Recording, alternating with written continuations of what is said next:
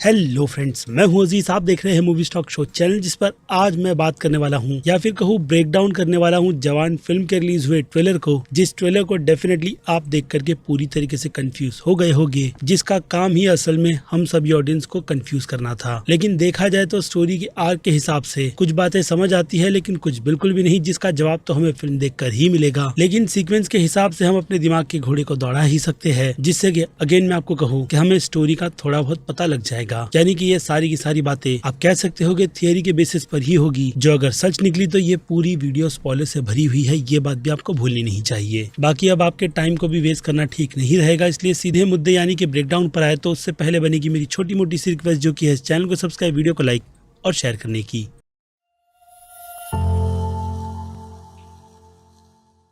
So friends, तो जवान के ट्रेलर की बात की जाए तो इसके ट्रेलर में जैसे कि मैंने कहा, हमें टुकड़ों में ही सही सीक्वेंस को दिखा करके ये बात पूरी तरीके से दिमाग में डाल दी जाती है कि किस सिचुएशन में क्या होगा, जिसकी अगर शुरुआत ही करे इसके ट्रेलर की, तो हम उस सारे CGI शॉट्स में इस बात को देख करके बहुत ही अच्छी तरीके से एक चीज कंफर्म कर सकते हैं कि SRK का जवान का कैरेक्टर,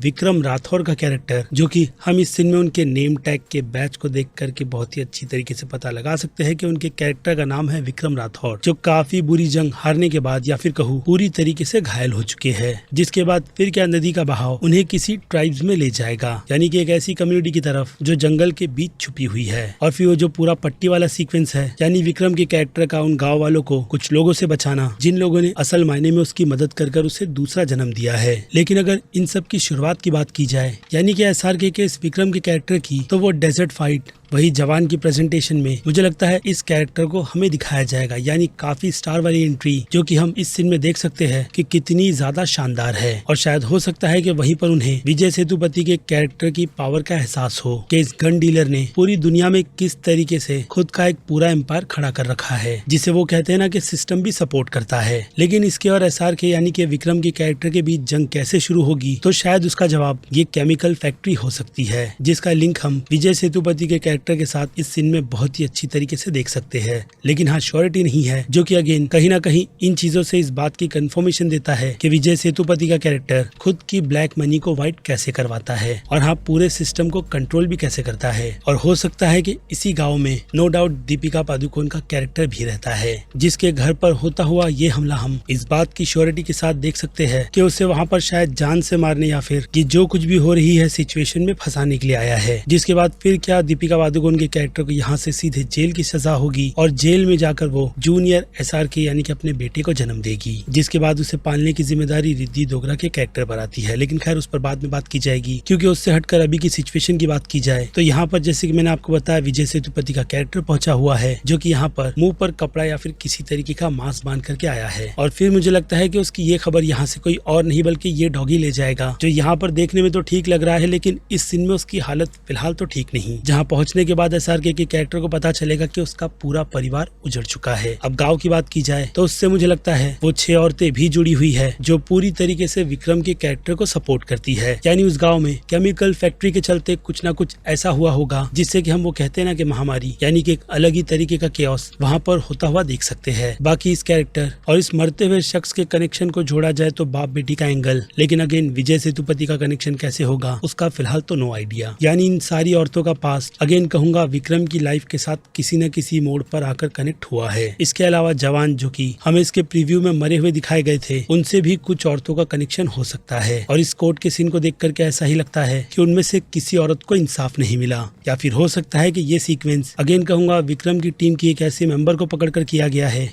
जिसमें उसने विक्रम के ठिकाने से लेकर उसके सारे के सारे प्लान्स के बारे में सब कुछ बता दिया है, जिनमें मुझे लगता है कि फिलहाल तो रॉबरी नहीं शामिल होगी। लेकिन खैर, अभी के लिए तो फिर से कहूंगा ये बस एक थियरी है, जिसे देखकर ऐसा लग रहा है कि लोग उस औरत से बहुत ही ज्यादा हेट कर रहे हैं। और अगर जो पता बताने की बात मैंने की है, तो उसका कनेक्शन सीधे सीधे इस पुरानी हवेली से जाकर के होता है, जो कि मुझे लगता है कि विक्रम और उसकी पूरी टीम का एक सीक्रेट बेस हेडक्वार्टर है, या फिर कहूँ वही एक ऐसा गाँव जो पूरी तरीके से उजड़ गया। लेकिन SRK के घर और इस हवेली को अगर मैच किया जाए तो मैचिंग बिल्कुल भी नहीं होती, लेकिन फिर भी अंदाजा लगाने में क्या जाता है इसी बात का कि ये वही गाँव है, जहाँ पर मुझे लगता है कि SRK का कैरेक्टर यानी कि विक्रम का कैरेक्टर पूरी तरीके से घायल होकर खुद का किसी न किसी तरीके का इलाज करवा रहा होगा, क्योंकि हम यहाँ पर व्हील चेयर पर उसे इस सिचुएशन से निकालता हुआ देखते हैं जहाँ पर उसे बचाने के लिए कोई और नहीं बल्कि उसका खुद का बेटा आएगा, वो भी हाँ इसी मास्क को लगाकर, ताकि नयनतारा उसे पहचान ना पाए या फिर वो ये समझे कि असल मायने में वो विक्रम है। यानी देखा जाए तो नयनतारा का कैरेक्टर यंगर SRK को जिस तरीके से ट्रीट कर रही है, यानी कि वो उसे रिस्पेक्ट देते हुए जो सैल्यूट मार रहा है, तो यहाँ पर अगेन सीनियर वाली सिचुएशन ही है जिसमें वो नौकरी में उससे काफी ज्यादा सीनियर है और हाँ एक्सपीरियंस में भी, इसलिए वो यहाँ पर पूरी टीम को लीड कर रही है। लेकिन देखकर ऐसा लगता है कि उनकी ये कोशिश पूरी तरीके से नाकाम शायद से विजय सेतुपति के कैरेक्टर के वजह से होगी। जो सीन फिलहाल तो अभी के लिए पूरी तरीके से मिसमैच लग रहा है, लेकिन फिर भी अगर देखा जाए तो विक्रम को मारने का मोटिव उस कैरेक्टर के पास काफी ज्यादा है, जिसने मुझे लगता है कि उसकी 3 स्टोरी आर्क में ही पूरे के पूरे खानदान को खत्म कर दे दिया है। ठीक कहूंगा SRK के 3 लुक की तरह, यानी कि विक्रम के 3 लुक की तरह, जहाँ कभी वो हमें मुस्टैच के साथ नजर आएगा वहीं एक आर्मी ऑफिसर के रोल में, तो दूसरी तरफ हम उसके एक बूढ़े से लुक को भी देख सकते हैं जिसमें उसके बड़े बाल हैं। और बात रही इस विलेज की सिचुएशन की, तो मुझे लगता है ये सिचुएशन विक्रम के कैरेक्टर से गायब होने से जुड़ी होगी, जिससे कि विलेन को ये लगे कि वो मर चुका है। और बात रही उसके बेटे की, तो उसे संभालने की जिम्मेदारी हम बिल्कुल ही क्लियर तरीके से देख सकते हैं कि किसी और को नहीं बल्कि रिद्धि डोगरा को दी गई है, जिसे विक्रम, उसकी वाइफ और उसके पास्ट के बारे में सब कुछ पता है, जो बातें वो यहाँ पर अपने बेटे यानी कि SRK के यंगर वर्जन को बता रही है। और उसके बाद उनका टीम अप, जो कि मुझे लगता है कि यहाँ पर जाकर होगा, जहाँ उस टीम में अब सीधे सीधे नयनतारा का कैरेक्टर भी शामिल हो गया है। यानी इस सीन में हम जो टॉर्चर होते हुए SRK के कैरेक्टर को देख रहे हैं, तो उसके बगल में जो औरत बैठी हुई है जिसे अभी अभी उस कैरेक्टर ने गोली मारी है, तो वो कोई और नहीं बल्कि नयनतारा है, क्योंकि पट्टी लगा हुआ वैसा ही हाथ इस सीन में अगर आप काफी ज्यादा ध्यान से देखो तो आपको नजर आ जाएगा कि वो कोई और नहीं, जैसे कि मैंने कहा, नयनतारा है। यानी बूढ़े शाहरुख की एंट्री इस सीन में काफी ज्यादा जबरदस्त होने वाली है, उसी डायलॉग के साथ जो हम इस ट्रेलर में सुन रहे हैं। बाकी विजय सेतुपति के इस सीन को देख करके थोड़ा बहुत अंदाजा लगाया जाए तो हो सकता है कि वो ये धमकी सीधे विक्रम या फिर रिद्धि डोगरा के कैरेक्टर को दे रहा है कि अगर उसने अपना मुंह खोली या फिर विक्रम ने अपना कुछ मुंह खोल करके लोगों को बताया तो वो उसके बच्चे को जान से मार देगा। और शायद इसीलिए इस फिल्म में अच्छे खासे लंबे टाइम जंप है,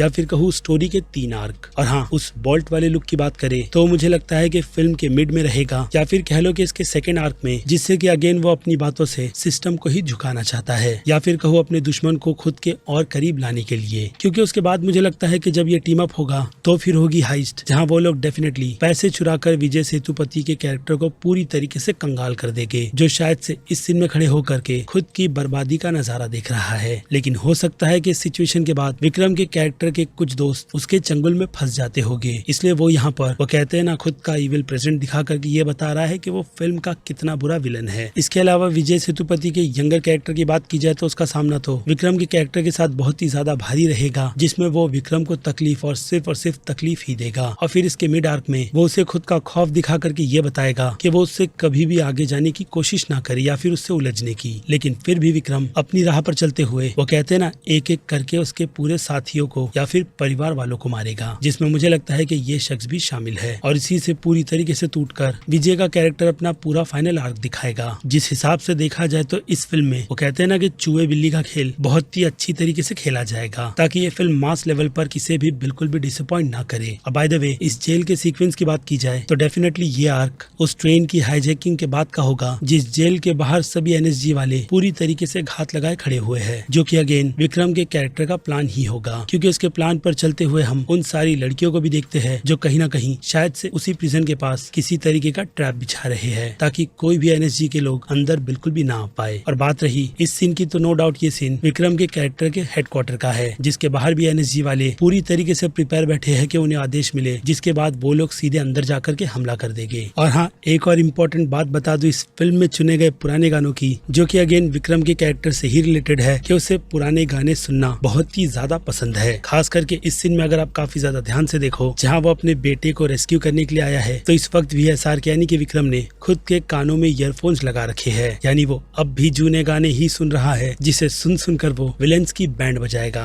खैर, तो ये थी वो सारी की सारी डिटेल्स जो फिलहाल तो मुझे इस फिल्म के ट्रेलर में नजर आई है। लेकिन एक चीज जो बिल्कुल भी समझ नहीं आई वो अगेन है सीक्वेंस, कि इन सारे के सारे जो सीक्वेंस के बारे में मैंने आपको बताया है वो फिल्म में कहां कहां पर पेस्ट किए गए हैं, जिसे अगेन अच्छी तरीके से छुपाते हुए इस फिल्म ने अपनी एंडिंग के पोर्शन को बिल्कुल भी रिवील नहीं किया है। यानी हमें गेस करने पर छोड़ दिया गया है कि असल मायने में इस फिल्म का एंड क्या है, जिन पर फिर क्या मैं आपकी राय जानना चाहूंगा, और ये भी कि मुझसे कौन कौन सी डिटेल मिस हो गई है। बाकी ऑफ फिर क्या, मैं हूँ Aziz. Movie stock show channel like share और सब्सक्राइब भूलना मत। मिलूंगा जल्दी दूसरी किसी वीडियो में। Till then